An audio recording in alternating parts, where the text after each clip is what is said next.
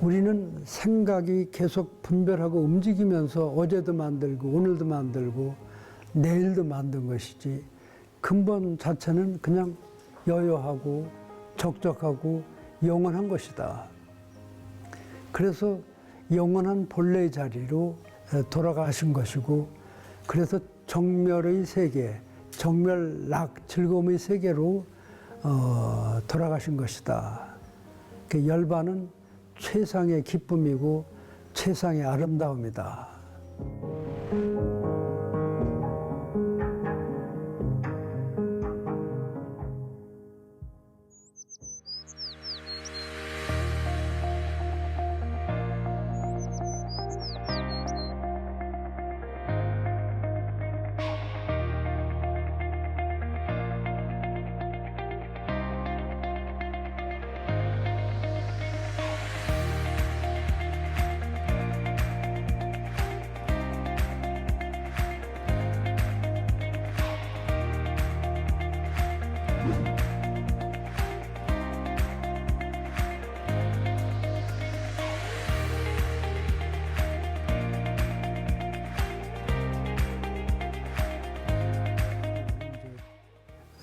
전 방장 스님이 후임으로 이제 문중의 초대를 받아서 이렇게 방장이 됐는데, 그래도 문중을 잘 아우르고 또 문중의 화합을 이끌고 그런 가운데 부처님 말씀대로 정진하고 또 부처님 말씀을 널리 전해야 된다는 사명감을 갖고 아무래도 양옥계가 전보다 훨씬 무거워지지 않았나 이렇게 생각이 됩니다.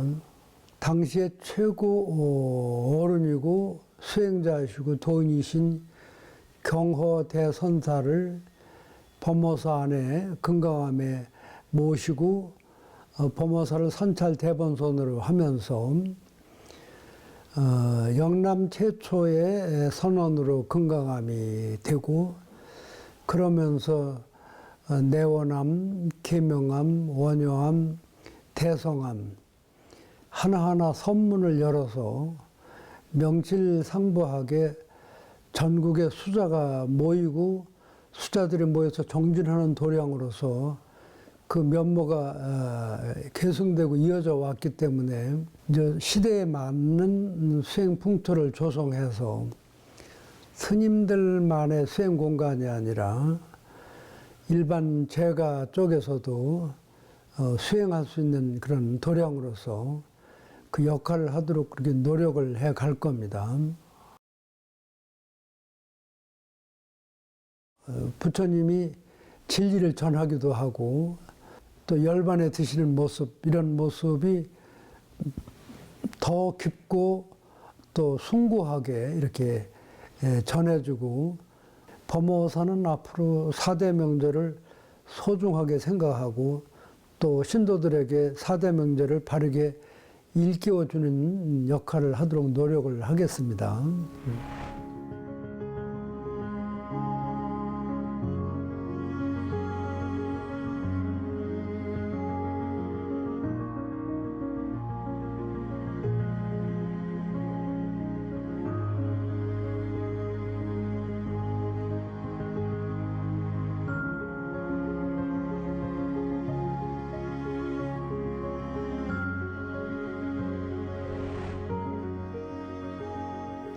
선당이라고 하고, 스님들이 결제 때 10한 8, 9명 모여서 근본 자신의 문제를 해결하기 위해서 이제 정진하는 곳입니다. 참선을 하기 때문에 각자 화두 참고를 통해서 또 각자 깨달음의 세계를 향해서 가는 것입니다.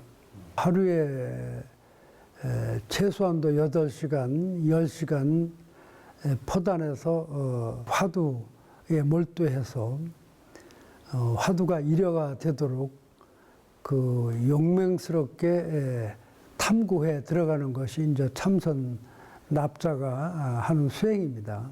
이 대한불교 조계종 스님들이 하는 간화선은 그 의심을 돈발해서 일념을 만들고 또 일념이 깊어져서 자기마저 초월하는 경계를 들어가서 진여자성을 깨닫게 되는 것이니까 그 세상에 힘들고 마음고생을 하고 또 삶에 지친 분들, 이런 분들이 불교 공부를 하고 또 이렇게 선 공부를 하면 스스로 본래 나의 마음은 맑고 깨끗하고 고요해서 흔들림이 없었구나. 그런데 스스로 마음 가운데 갖가지 생각을 일으키고 그 생각이 이 정말이라고 이렇게 생각을 하고 생각의 포로가 되고 또 관념의 포로가 되고 그래서 인생이 힘들고 어렵다는 것을 깨달아 스스로 알게 되는 것이죠. 화두를 큰 스님으로부터 받아서 화두에 몰두하는 수행법은 그 어떤 수행법보다도 수행하기가 좋은 거는 그 예를 들어 말하면 눈을 뭉칠 때는 뭐 조그만하게 뭉치지만 눈을 뭉쳐서 이렇게 굴리고 다니면은 점점 커지지 않아요. 그 큰 그 눈이 산 밑에서 내려오면서 그 눈덩어리가 커지는 것처럼 그게 내려와서 그 옛날 산골 쪽에 집도 무너뜨리고 그러는 것처럼 의심이 아주 화두산에는 중심이 되고 그래서 그 한 가지에 몰두해서 자신마저도 초월하는 그런 깊은 경계에 들어가는 선법인 저 간화선이면은 일반 제가선은 그냥 이렇게 몸도 편하고 마음도 편하고 일시적으로 그랬다가 또 누가 시비를 걸면 또 화가 나고 짜증이 나고 뒤집어지고 왜냐하면 근본 마음의 당초를 보지 못했기 때문에 그냥 내가 마음을 쉬려고 애를 쓰는 것이지 근본을 알았으면은 시비 옳으니 그르니 시비하는 근본을 알았다면은 그 바깥 경계의 마음을 빼앗기고 이끌려 다니고 속지 않게 되는 거죠. 비교를 하면은 이 맑은 물을 떠다가 이렇게 흔들면은 맑은 물도 흔들리는 거라. 그런데 아무리 흔들어도 맑은 물이라. 그런데 이제 흙탕물을 컵에 담아서 놔두면은 일정한 시간이 지나면은 위에는 맑은 물이고 밑에는 흙이 가라앉았는데 흔들으면은 다시 흙탕물이 되는 거라. 그래서 본성을 보지 못한 사람들은 아까 내가 이제 공부가 됐고 절에서 기도도 하고 뭐 했으니까 이제 나는 이제 좀 그 웬만한 일에 잘 동요되지 않는다 해도 어떤 각박한 상황이나 누가 나를 욕한다거나 험담하거나 했을 때 마음에 온통 흙탕물이 일어나고 또 그 흙탕물을 스스로 죄하기도 힘들어서 그 흔들어대는 말에 마음이 흔들리고 고통을 받고 괴롭고 스스로 목숨까지 끊는 일들을 우리 주변에서 보게 되잖아요. 그래서 근본 마음 자체는 마치 허공과 같아서 때 묻거나 물들지 않는 것입니다. 근본 마음은 화낼 줄도 모르고 미워할 줄도 모르고 시기할 줄도 모르고 그냥 맑고 여여할 뿐인데 그 근본 마음 바탕은 그렇게 고요한데 마음 바탕에서 일어나는 갖가지 생각들이 본인이 일으킨 생각에 본인이 포로가 되고 괴로움을 받게 되고 그래서 생각은 내가 일으킨 마음에서 일어난 그림자다라고 이렇게 아는 게 중요합니다. 그래서 어떤 상황이 돼도 이건 뭐 생각이 만든 그림자인데 그림자에 내가 이끌려서 괴로워할 이유가 없다. 요 정도만 생각을 해도 그 마음이 고요해지고 쉬워질 수가 있는데 그 일으킨 생각에 이끌려 다니고 화를 내고 짜증을 내고 막 그쪽에 휘말려 다닌다면 그 본성, 마음자리를 제대로 파악하지 못하고 경계에 이끌려 다니면서 고통을 받는 거니까, 그래서 가나선 참고하는 것을 많이 권장하고, 뭐 쉽게 나는 누군가. 또 예전에 그 화두의 근원은 부모 미생전, 부모님으로부터 태어나기 전에 나는 누구였던가. 그런 의심을 스스로 묻고 스스로 의심하고 집중할 때 수행도 깊어지는 것이라고 할 수 있습니다.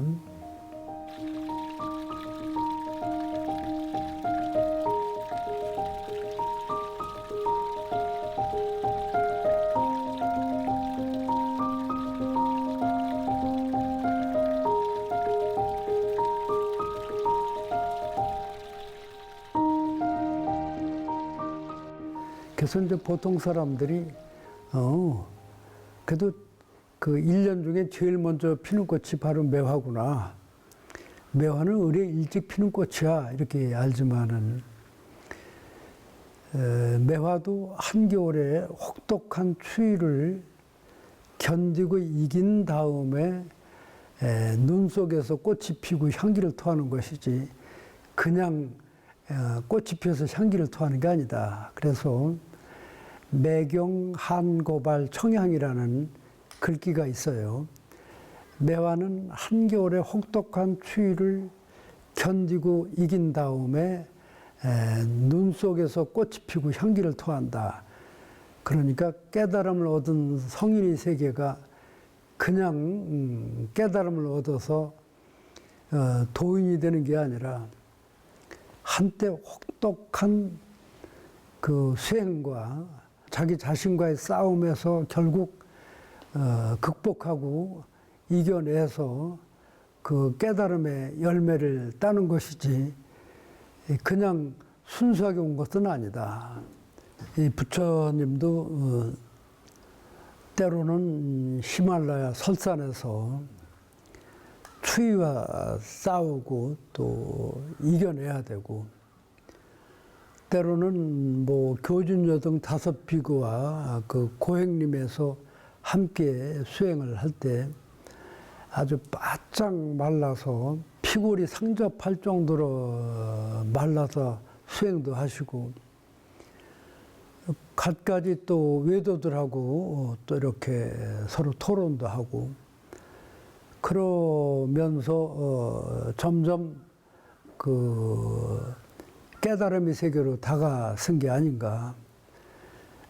이제 최종적으로 붓다가야 보리수나 말에서 7일 7야를 용맹정진한 끝에 새벽 별빛을 보는 순간에 그 무겁던 짐들, 그 많던 의심의 덩어리, 온몸을 내려 누를 듯한 갖가지 그 힘든 의욕들이 한 번에 다 사라지고, 마치 그 쌓인 눈 녹아 내리듯이 이제 그 나의 마음속에 온갖 희비가 사라졌다. 또 온갖 고통과 괴로움이 사라졌다. 나의 마음속에서 의심덩어리, 또 갖가지 편견마저도 다 사라진 이제 대자윤이 되었다. 부처님이 깨닫고 나서 그 대자윤이 된 것을 선포를 하신 거잖아요. 그렇죠?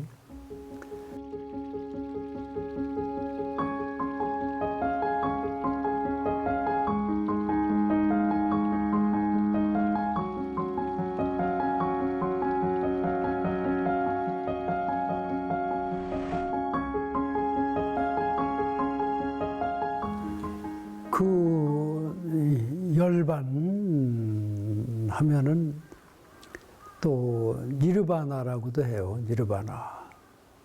고통과 고뇌가 소멸되고 온갖 번뇌망상이 사라진 것이다. 이제 본래 마음 고향으로 돌아가신 것이다. 그래서 그 마음이 적적하고 요요해서 티끌 하나도 용납하지 않는 자리다. 그래서 적적요요 본자연이다. 본래 있는 그대로일 뿐이지 다른 것이 있는 것이 아니다. 그래서 우리가 4대 육신을 가지고 온갖 풍파와 세파 속에서 또는 때로는 기쁜 일도 있었겠죠. 온갖 생활 속에서 일생을 돌고 살아간 것이 우리는 굉장한 오랜 세월 동안 100년을 살았다고 하지만은 깨달으신 부처님의 세계에서 보면은 그 풀끝에 이슬이나 번개를 칠 때 그 번쩍하는 그 순간처럼 아주 잠깐이라는 거죠. 그러니까 우리가 분별하기 때문에 시간이 생긴 거라. 분별하지 않는 그 고요한 세계는 그 시간이 흐름이 없잖아요. 우리는 생각이 계속 분별하고 움직이면서 어제도 만들고 오늘도 만들고 내일도 만든 것이지 근본 자체는 그냥 여여하고 적적하고 영원한 것이다. 그래서 영원한 본래의 자리로 이렇게 돌아가신 것이고, 그래서 정멸의 세계, 정멸락 즐거움의 세계로 돌아가신 것이다.